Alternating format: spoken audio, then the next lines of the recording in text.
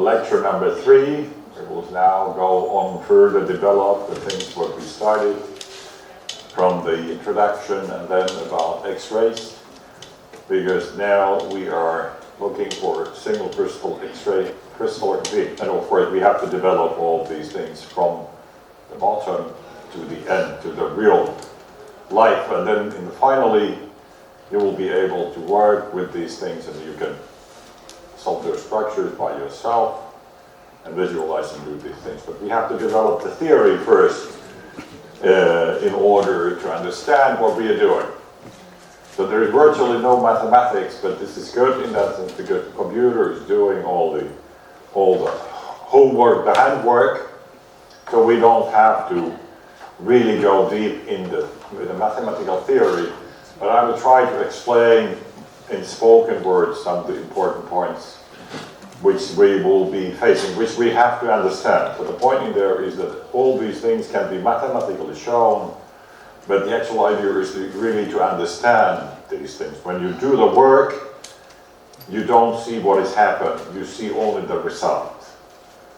But then it's very important to understand where does the result come from.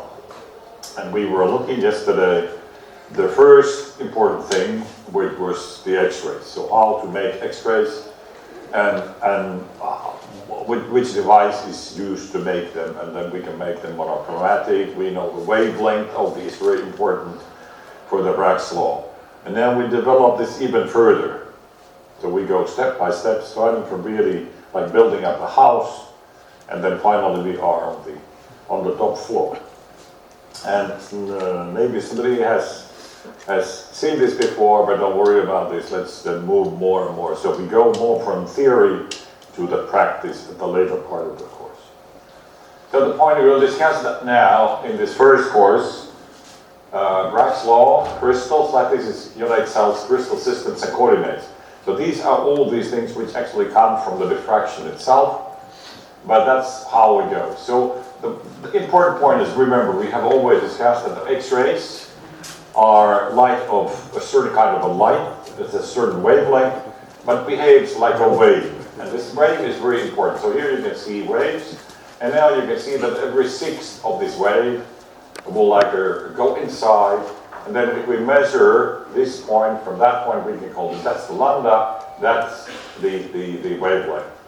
And the idea is that we can have waves, several waves going the same direction at the same time, and this is important for diffraction. So the point is, consider wave 1 here, and then you have wave 2, and now the point in there is that if they are in the same phase, so meaning that now the maximum of this interlap, then we call it as a constructive interference. So these two waves, in a sense, like sum up to make a stronger wave. And this is really important for us, because if we look at here we have in this way we speak about, let's consider that there is an imaginary plane here, and then the wave 1 hits there and diffracts. This we know from the Bragg's law already here, how it diffracts, because now we know, we defined our X-rays, we know the wavelength, and then we can measure this theta angle, then we can measure the distance between these two planes. But the point, in order this diffraction to happen, there has to be a constructive interference.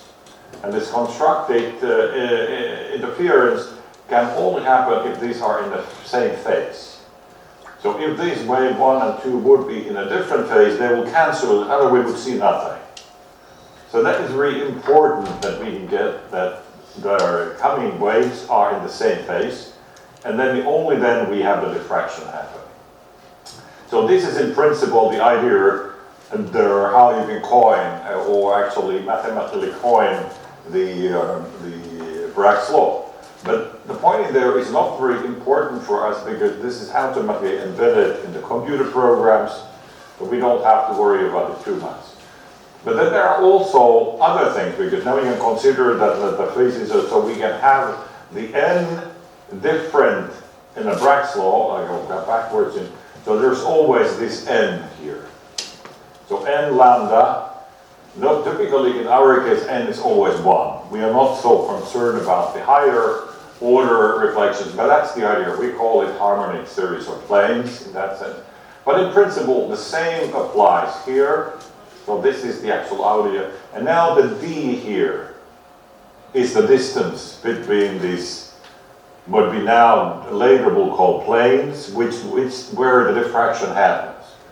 And now you will see a very strange nomenclature here like HKL. Don't worry about this yet, because these things has to be treated in this time before going in the definition. What is this HKL? What does it mean? But we will go into it. But we consider that this is now, the HKL is an entity where the diffraction happens, and the d is the distance on individual HKLs. And then this n can change, 1, 2, 3, and 4. As I pointed out to you earlier, we are only concerned the number 1. We don't have to worry about this anymore.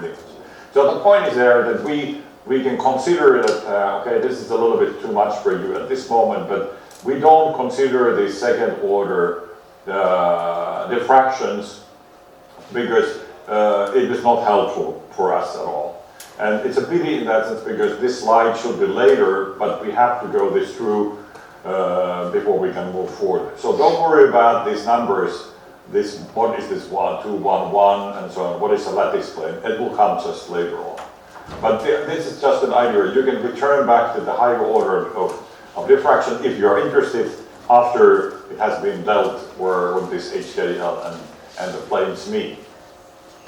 So the point here, there is a small mathematical calculation. What does it mean? That if the d is, we know the d, and then n is either 1 or 2, and lambda is known, we can calculate where the diffraction is happening. So what we can get there is a diffraction angle. So this is direct consequence from the Bragg's law, that if the distance of the entities or planes where the diffraction happens, if this is known, we can calculate where it happens. What is the direction for this diffraction? But on the other way around, if we know the angle, we can then calculate the d. So that's the only essence for this kind of a thing. It's a very simple mathematical formulation. It's nothing very complex, but there's a lot of additional things which are associated with this diffraction. But this is just mathematics. We don't have to know anything what is there which is causing the diffraction. We can calculate if there is a diffraction where it happens. That's the point here. And now the idea is that we can then calculate, based on this, we can calculate the maximum number of these. So we call, this is interesting in that sense that we call it diffraction. So the phenomenon is diffraction, but we call that diffracted beam as a reflection. So this is a little bit misleading in that sense, but the phenomenon is diffraction, but what comes out from there is reflection. And that's what we call the reflection. So we can calculate how many reflections there is possible. Because this how many there are possible of these depends on the distance d, and then the angle. And this is actually what is there. So it says that how many reflections can practice be observed depends on the wavelength, because that's the one of the Bragg's law, of course. And the idea is used. So when we have in this, don't worry about this yet now. When we have these, that the spacing or the separation of the what we now call diffraction planes gets smaller, the more reflections you get out of it. And based on that, we can calculate, but then there is a practical limit also, which is the limit of the detection. So we cannot detect something which goes backwards. So there is a mechanical limit for these numbers.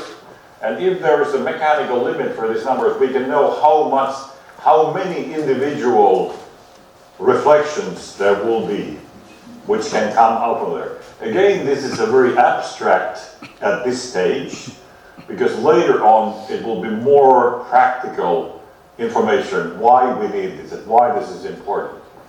The idea. But the point in there is that the diffraction beam is never more than 90 degrees. So the actual idea is that if the diffraction happens to 90 degrees, that's the absolute maximum. And then of course we always use the Bragg's law uses 2 theta. So then we have 180. That reflects that the theta angle is 90.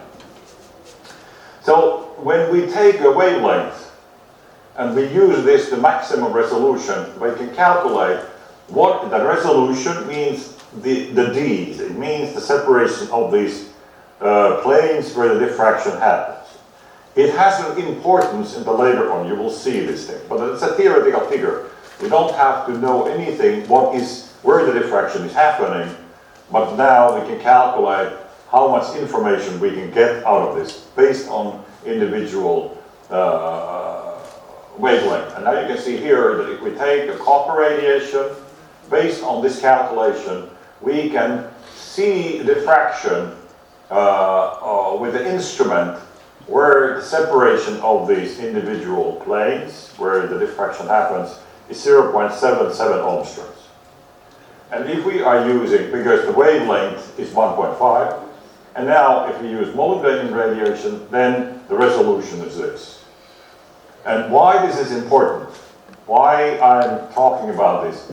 Now we come back to the idea that what is there with this causing diffraction are atoms and molecules, or atoms in molecules. And now the point in there is that this number indicates that how close objects we can separate. And if this is a very long, let's say it's 2 angstroms, we can't see individual atoms.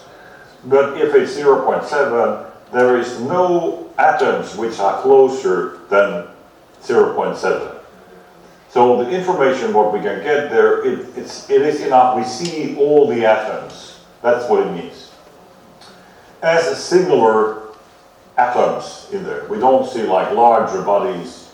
We see individual atoms. And this is the importance of resolution.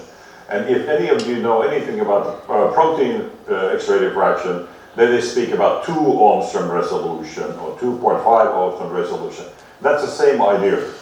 So the resolution means how close objects we can see with individual radiation.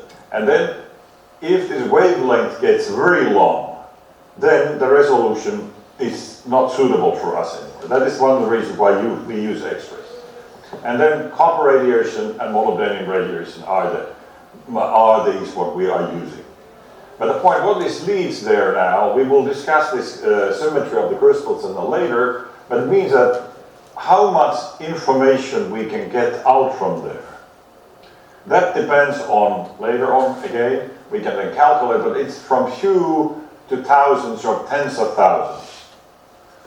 And that is the mechanical thing what we have to do. We have to be able to measure each and every one of them. Remember I spoke to you that each of the diffraction image, each individual spot contains a tiny part of the information. And that's the idea. So diffraction from the diffraction power crystal and the primary beam, exposure time, all these dictate how high resolution we can reach. But nowadays, this is a typical thing. All the current instruments can reach this level easily, so that's not a big deal. So with the copper radiation, so typically 0.79 or 0.77, actually it's a real number, so currently. So we can reach the theoretical maximum. So this is a theoretical maximum, we can reach this. Which means that we can get all the information from the structure which is possible to get. So nothing is hidden, so that is very good for us. But that was actually just an interlude for the diffraction from a crystal. And now we have to go more on what is a crystal and why the diffraction happens. And why we call it single crystal X-ray diffraction. And I told you, okay, we spoke about that the name of the course is supramolecular crystallography. It doesn't matter what object you are studying. Will it be purely organic, inorganic, or, and I will show you an example, a real walkthrough here from a chiral organic molecule. But it can be anything. So it could be a mop, it could be probably it's a metal A, it could be a metal cluster. It doesn't matter what it is. The only thing is that it has to form a crystal which is ordered. And I touched that briefly already in there, but we later go more in detail and also learn how to grow the crystals and what is the methods to get them done. But the point in there is that there's sometimes controversy of taking, okay, what is crystalline? And what is it? This is a crystal, there is some crystallinity in the system and so on and so on. But in our case, in this course, there is an absolute demand on certain things. It has to be organized in 3 dimensions. And that is a cartoon-like, there's a presentation. So here, when we have something, here the black dots are ordered here internally in now a 2-dimensional picture, but it has to be 3-dimensionally organized. So if you take any point here, and then you look for the distance to the neighbors, it's always the same. And now, this is then crystalline. And if it's like this, then it's a single crystalline. Single crystal means that you have only one ordered entity in there. And then we have another form, which is a very typical. You have seen a lot of these things where there is no order. And when there is no order in the same objects, we call this amorphous. And the direct consequence of these things, because I've already emphasized that the X-rays are diffracting from the periodic 3-dimensional ordered objects, aka these kind of things, then this is not diffracting at all. So we can tell from the X-ray diffraction if our object is crystalline or not. And we can even tell it if it's a single crystalline. That will be later on. And that's the idea. We can then have an additional form which is annoying for us. We call it polycrystalline.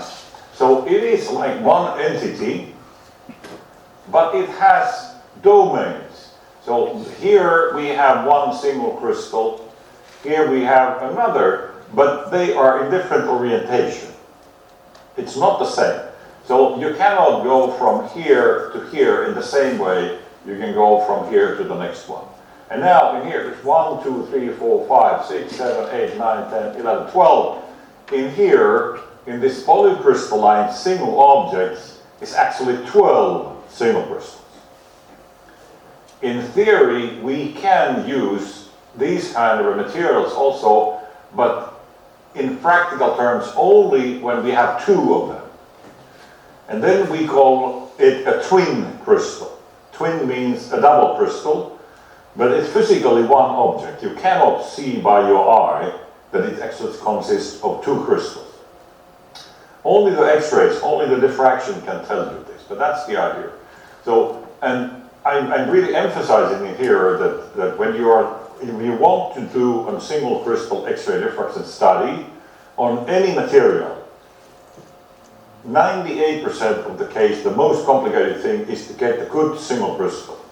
Because if you don't get the good single crystal, you don't get anything. So absolute 0. So that's the idea that the most difficult aspects of crystallography is obtaining a good quality single crystal. And now you can easily imagine supramal chemistry or supramal structures or protein structures, any large biology. The larger is the entity, the more difficult it is to organize it in 3 dimensions. So the phenomena that is really organizing in 3 dimensions is a miracle in certain things. Because if it doesn't happen, then we have an amorphous system. This is really some kind of intermediate. Normally what we do is if we find out that our object is like this, we try to do it again that we would have it as a single crystal. That's the idea. So the crystal growth will be discussed later on, a bit on that. But it's also a state of art. It's very difficult to explain how and why the crystallization happens. Because the environment, all there is a temperature, pressure, light even, all these things can have a subtle changes there, and this will then lead on the crystal growth or not. And that's really an art, and we can discuss that later on. But the point is how the single crystals or the materials of this type can look. So here, that looks quite good, but you can see that this is very typical. You don't see isolated single crystals. You might see a group of single crystals. So that looks quite fine, at least this part looks okay. Here we have a collection of things not very good looking. This looks partly okay. Here you can see even some colors, but this color is in the surface. So these clear parts in this crystal look to be nice by eye, but it's the diffractometer that tells. This is clearly a class. So this, you would say that just by looking in the microscope, you would say that's amorphous. Here again are rather strange looking, could be single crystals. And here we get the needle type, could be. Sometimes when you look, there are all microscopic images, and later on you will learn why we need the microscope for this. So you might see two different colors completely, and you can see it's nicely separated that the pink colors are in, and the crystals are in this side, and the purple or blue colors are in here. This is actually the same crystal, but the orientation of the crystal is different. So you can consider these pink ones are like this, and then the blue ones are like that. And then this is an isotropic in that sense. The color, the wavelength goes in a different, you get a different wavelength going through all the crystal. So they might look different color, but it's still the same crystal. It can also happen that we have two different structures, two different crystals. We don't know this before we have done the work. And then you can see here, this is a very nasty looking kind of a thing. There might be some nice looking crystals or whatever. So when you're doing this work, the first critical thing is to make a good crystal looked at through microscope. So now to the real business. So we have to develop a few completely hypothetical concepts which don't exist in real life. This is a really difficult thing. It takes some time. And one of them is crystal lattice.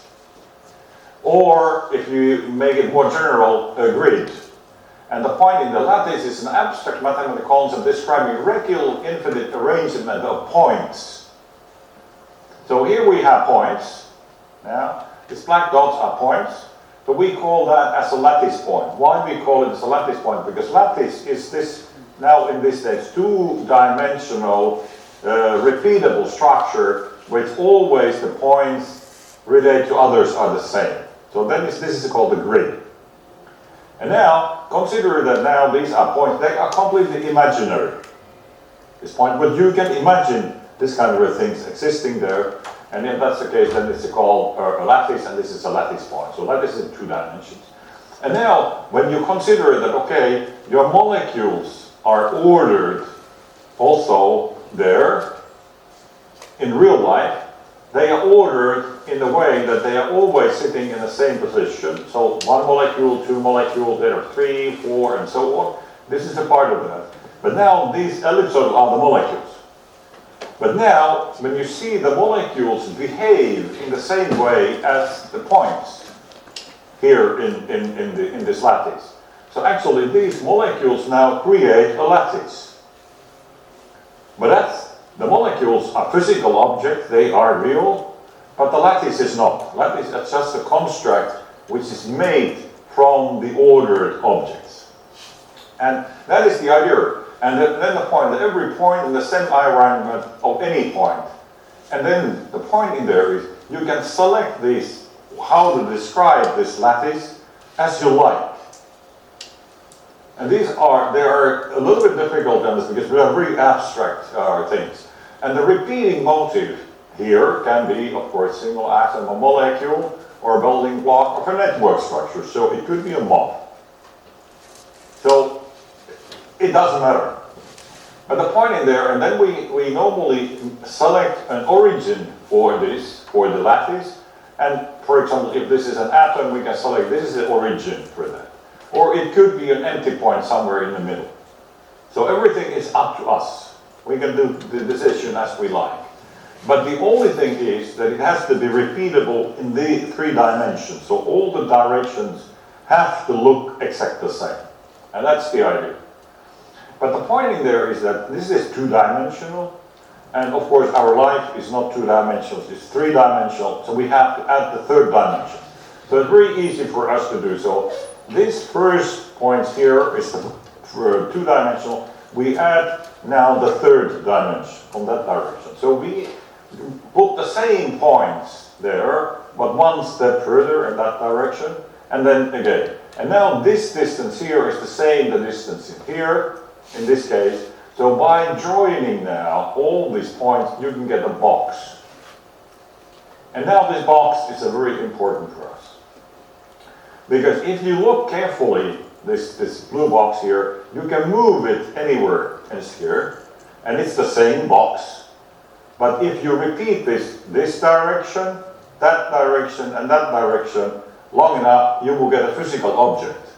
So this is the smallest possible repeatable unit which describes the whole object.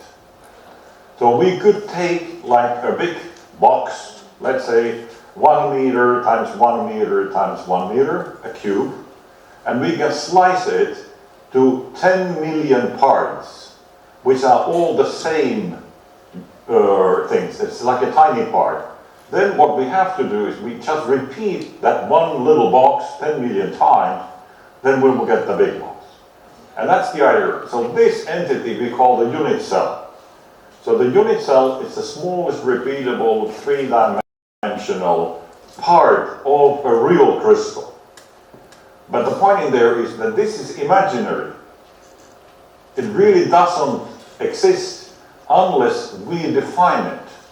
And this is also the idea of what we do. So we define ourselves, what is this? But there is an interesting point in here that these things, the shapes of the unit cells and so on, can be mathematically determined without any information what is inside and without these molecules. So we can do the definition of these unit cells with only these points, with these imaginary points. And nature is rather interesting that it only accepts certain type of unit cells in three-dimensional objects. So we cannot select them as we like. They have a specific shape, but the specific shape we can then determine ourselves. So let's go and see this. So you can see this is a wallpaper. And now we define here, we use these to build up a unit cell. And the idea is now, you can see there's a point here. It's just arbitrary point. I just painted on it. So these are real objects on the wall. And then I went there and put a point there. Now what I do, I add the same points in the exact same positions now. So we started from here. And now you can see in each flower has the similar point here, in there.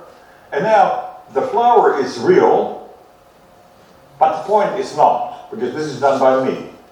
The wallpaper doesn't really have it.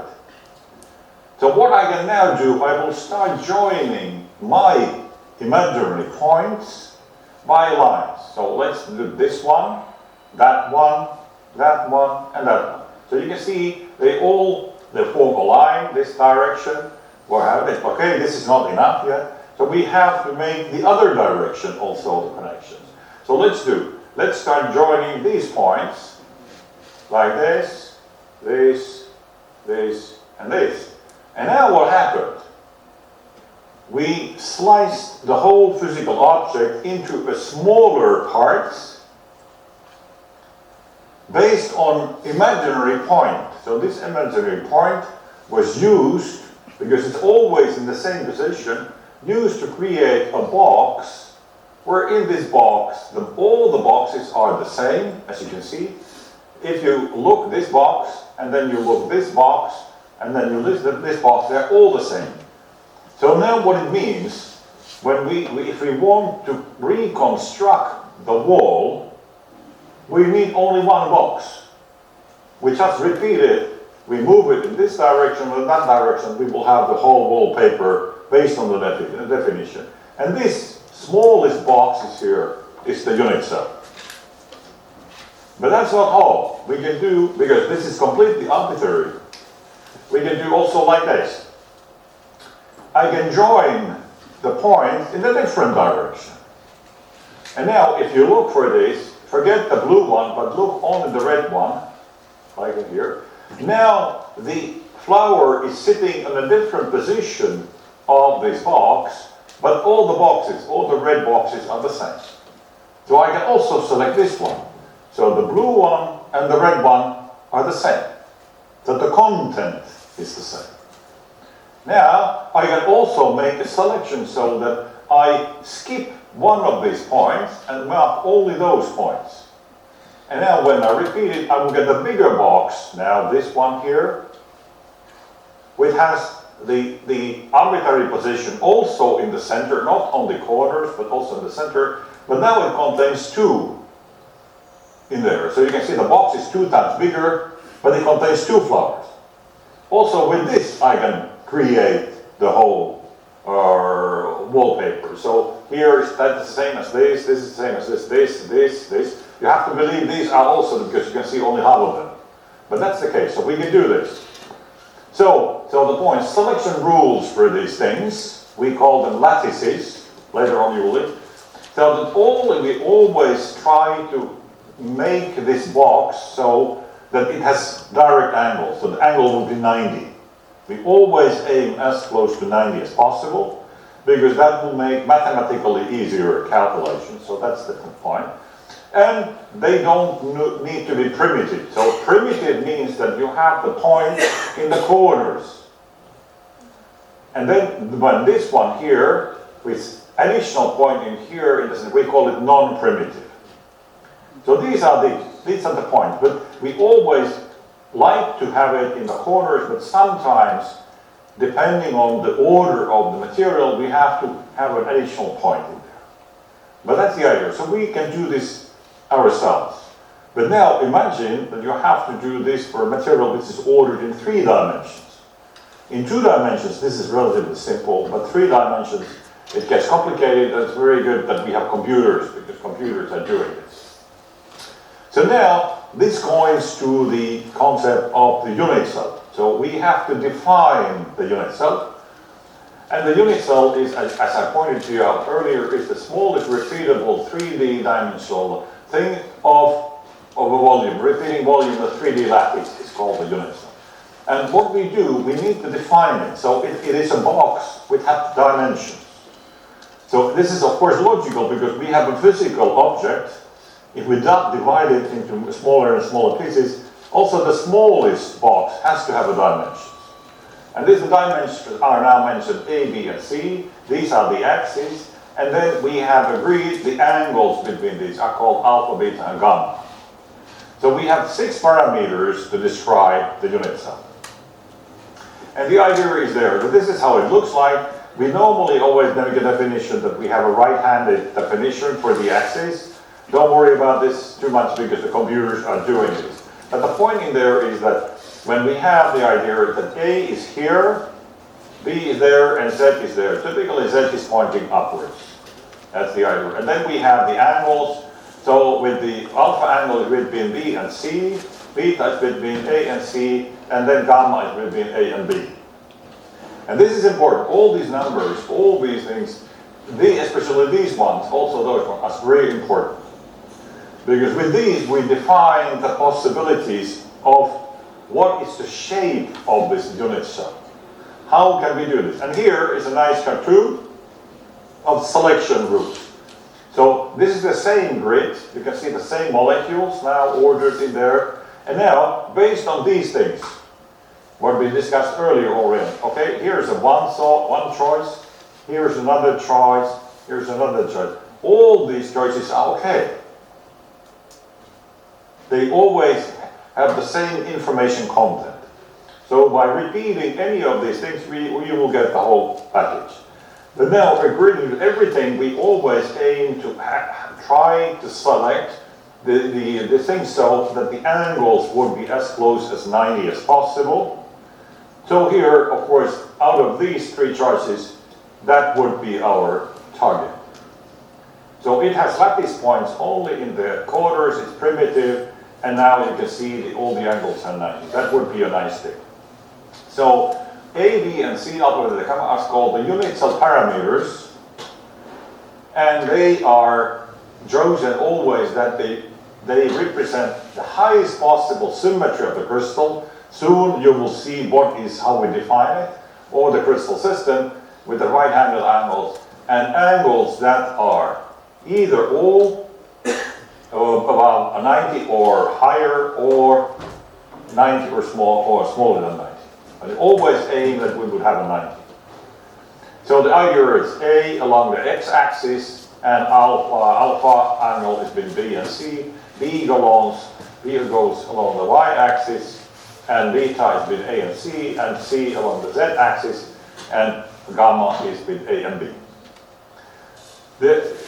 It's not so important for you to remember that, okay, which angle is between which axis, because that will be defined later on.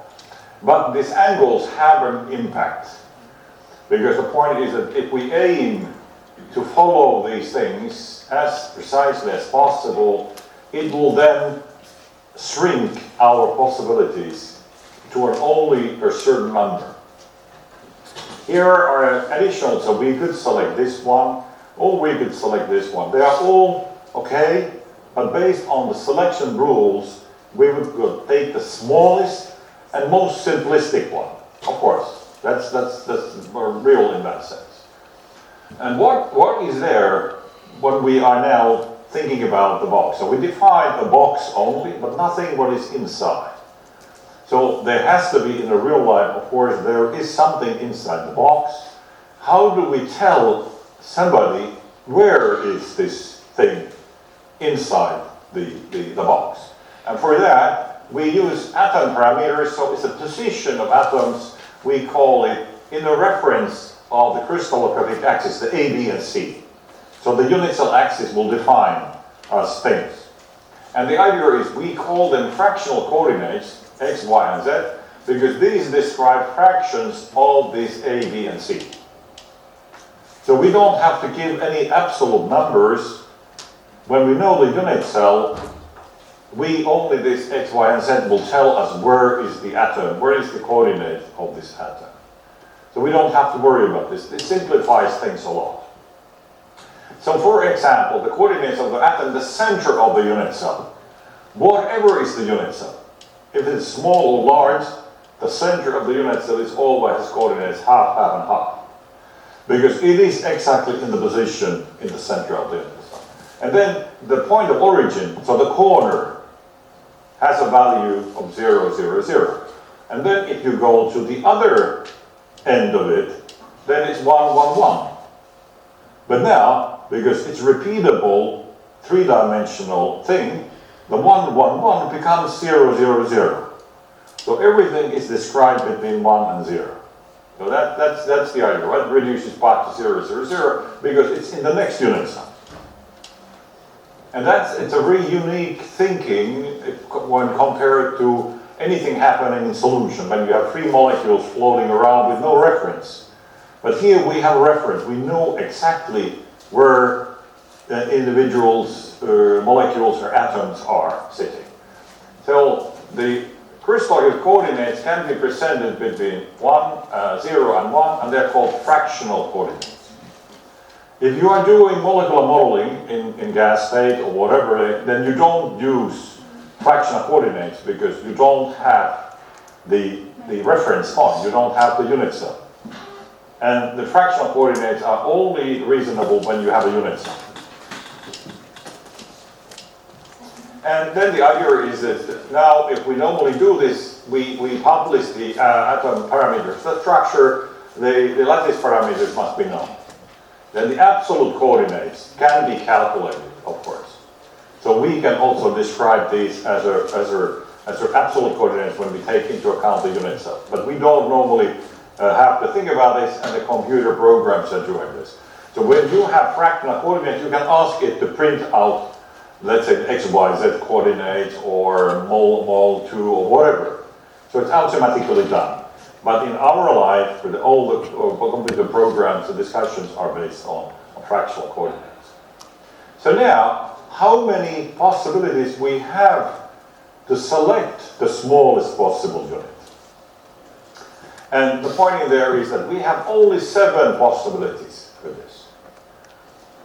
And the point is, why is this? Soon you will see, because we have to be able to repeat the same unit cell in all dimensions. And then if they would be different, if they would be badly designed, bad corners, bad axes, they would not fit. There would be empty space, which is impossible. So the point in there is that the first and simplest and the lowest of these boxes is here. It's called triclinic. And this triclinic, A, B, and C axes all are different. And all the angles, alpha, beta, and gamma, all different. So this is the lowest symmetry of these things. And then what we are doing now, we start changing the shape of this by moving first the angles and then also changing the axis. Let's see what happens. So triclinic is the simplest. And then when we go to our, and then the next one will be so that we have tilted 2 of these angles into 90 degree and 1 is not 90. Because believe it or not, if you do anything else, it's still the same. So it always goes to that the idea is that you cannot have 2 angles which are not 90 and 1 is 90, because then it's triclinic. It always can be described like that. But if you want to go higher in the symmetry, you have to fix 2 of these angles to 90. And this is called monoclinic. It's a very common one where A, B, and C are all different. And then alpha and gamma are 90, exactly 90. It's been agreed. Here it's not fixed, but here it's fixed. And beta angle is not 90. So that is called monoclinic crystal system. And sometimes, like it's written here, that sometimes the beta angle is 90.1. And then you will later on see that there's a higher symmetry where all the angles are 90. So there is possibility that you misunderstand this, or the program can't see, okay, this is not exactly this one, but it's the other one. So you have to be very careful when you're doing with the computer program, when the diffractometer is giving you guesses of the space screw unit cell, you have to be very careful, check that it's reasonable. Could it be something else? Because if you misalign, misselect the crystal system, you can't solve the structure. That's it. Okay, we go forward. Then, okay, this is just one version of these things. Don't worry about this. But now the next one is that A, B, and C are all different, but all the angles are the same. So we call this system an orthorhombic system. So this is like a box, but in a box, all the angles are 90, but the A, B, and C are different. This is also very common. So in the structures now, the lower symmetry parts are more abundant than the higher things. So the triclinic, monoclinic, and orthorhombic are very popular. Nature likes to pack things in this way. And the point is an orthorhombic. Now, the next step higher from the orthorhombic would be the case where the A and B are the same, but they are different from the C and all the angles are 90. This is called tetragon. So now we have 2 already, 2 before this, triclinic, monoclinic. Now we have orthorhombic, tetragon. We have already 4. 3 is missing. Then the idea, we can consider the idea of a system where if A equals the same as B, which is not the same as C, and alpha and beta are 90, and gamma is 120. So it's a little bit similar like this, but now the angle is 20. Now it's hexagonal. So this object, because one of the angles is 120, is hexagonal. It's defined as hexagonal. But in there, we have to define the orientation towards this.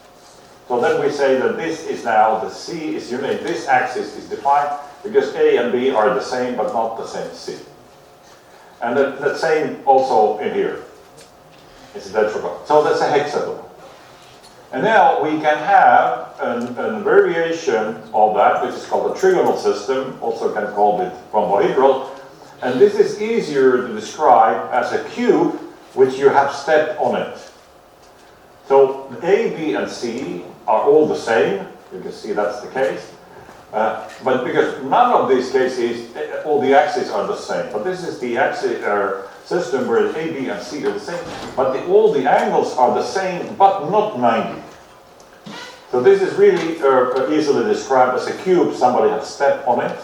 So the axis remains the same, but the angles are not. So this is called a trigonal system. So now the final one, of course, which is easy to understand, is the highest possible box what you can create is a cube. And then the cube is A, B, and C, and alphabet gamma is 90. So these are the only 7 possibilities you can organize a box, let's go take it this way. These are the 7 forms of a box you can organize repeatedly in 3 dimensions. There is no other form. And this makes, of course, our life much more easier, because only what we have to do is to select one of them based on the information what we get from the instrument. But that will come later. And okay, this is just the idea that this is highly symmetric. We will discuss symmetry later on, because we have to then know what happens inside the box. We have to know what happens inside the unit itself. But these are, we call them crystal systems. And here is a nice summary of them, and some essential symmetry in there. Triclinic, there is no dimensional restrictions, none. And monoclinic, there is none in the axis or the edge, but in angle we have. Orthorhombic, none in the axis, but all angles are defined. And now tetragonal, 2 of the axes are defined, and all the angles are defined, but 1 isn't. You can see the symmetry is increasing. Trigonal, all the edges are defined, but the angles are not. And the hexagonal part is defined, C is not, all the angles are defined. And then cubic, everything is defined. But the point in here is that A equals B equals C, it doesn't mean the length is defined. So the length can be anything, but it has to be the same. That's the idea. Like in cube, it means that if the A is 10, B is 10, and C is 10. Or if the A is 100, B is then 100, and C is 100. That's of course the idea. And all the angles are. So this is the only thing what we have to know now when we think about that we have this box where the lattice points, the additional points are in the corners. And this is actually a trigonal system as a unique feature. It can be described with rhombohedral axes. Again, it's not really important for you. This is done automatically by the computer programs. So it's just a transformation, mathematical transformation done by the computer program automatically, and you don't have to worry about this. The new programs can do this automatically. But it's the idea that you can just have a selection. So this is a hexagonal lattice you can describe inside that a rhombohedral box. So that is the same kind of a thing, like a selection. Sometimes selecting this R, it gives a better, it fits better on the work than defining that as an hexagon. But anyway, that's the idea. That's the definitions for these two. But now, remember I was also joining the wallpaper points so that there was a 1 point left not joined with anything. And then it was occurring at that point, it was occurring in it was in the center of the box. And the point is that when we can think about also the idea is that there are additional lattice points than on the corners only. So it's sometimes necessary to choose the unit cell that contains more than 1 lattice point, meaning the corner points. So we need another one to describe the whole thing. So if we don't take it, we cannot have a repeatable thing do it. So that's the point. So then our unit cell that contains only 1 lattice point, here we call it primitive. And then it's normally marked with P. P is a primitive. But sometimes we have to do it so that we have to select a point, like in here, that there's like additional point. But only with this additional point inside we can repeat that in 3 dimensions. And here we have primitive, selections, all days are primitive, and then, as I told you earlier, there is one additional point here, then is we call it non-primitive. So if we take this into account, so how many additional possibilities we have in order to put there an additional lattice point, will increase the number from the 7. So the 7 basic things remains, but this is like an add-on to the 7th one, and that's the idea. So for the non-primitive, we call it centered cells, unit cells, and there's only a limited number of ways to choose a cell, and the number of combination possible centered cells, it depends on the crystal system. So now we have 7 crystal systems, and each of them, in theory, could contain additional lattice points like this, but some cannot. So what happens if we take these two things into account? Let's see what happens. So it already says here that we can create 14 possibilities. 7 plus other 7. And this is actually what we do. So it is, and then this non-primitive lattice is always larger because it has to contain one of the lattice points. So this one here now. And the point in there is that it has an additional lattice points at the centers or in pairs of opposite sides. We can now have a primitive and then additional types. So we have a body centered, which is I. It sits in there in the center. We have a base centered, so it's sitting somewhere on the base. So in this one of these, let's say the walls in here. This is the C. Let's call it the C face, and this is the C face. And depending on that, it could be a C, A, or B, but now becomes a convention. Because there are these choices which are all the same, based on sake of consistency. Somebody 100 years ago proposed that we always use the C for this. We call it C-centered cell. We don't use A and B. It's very not normal. Or then we can have a face-centered where we have it's in each of the faces. And that is these are the combinations what we can have. So I, C, or F in connection with individual crystal systems. So let's see what happens. The number is already indicated here, but how they look. So all in all, when you do this combination, you will get 14 possibilities. Only 14 possibilities. And here they are. So let's start from the lower hand quarter. Let's go from the low symmetry to the high symmetry. So we have a triclinic, which is primitive. The red points are the lattice points, and that's the idea. And then in a primitive, we cannot add any more points because the symmetry doesn't allow. So the idea is that if they would be putting something else, it would not be primitive anymore. So we can't do this.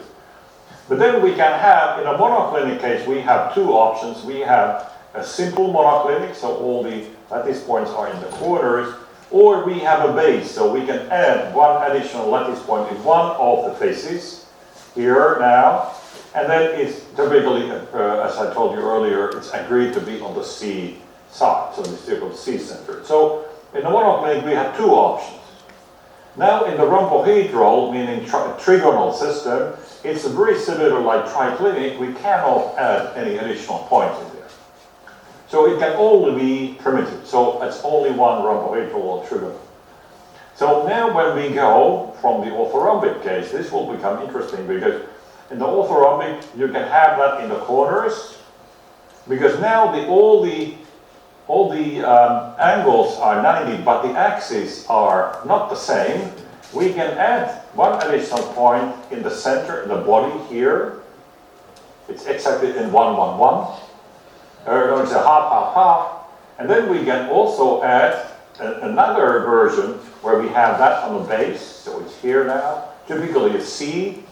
Or we can have it added in all the faces. So we have, in the orthorhombic case, 1, 2, 3, 4 possible variations of the orthorhombic unit cell. How do you know which is which? This actually comes from the data. So the information from the crystal will tell us this, that okay, it's better to select a body-centered orthorhombic because this describes the structure better than simple orthorhombic. Okay, in tetragonal we can have two choices because now A and B are the same, so you cannot have it on the face, so you can have it only in the body, in the center. That's possible. Hexagonal is like rhombohedral and triclinic, which is actually only possibility is this hexagonal primitive one. And cubic is the same in that sense, like combination, a little bit like the orthorhombic, but we can have it in the corners, we can have it all the faces or in the center, because here it's all or nothing. So that's the idea. So we cannot have this in here because all the faces are the same. So it has to be only if it's face centered in the cube, they all have to be in the every face. So then we have it in all this, or it could be in the center. This is a short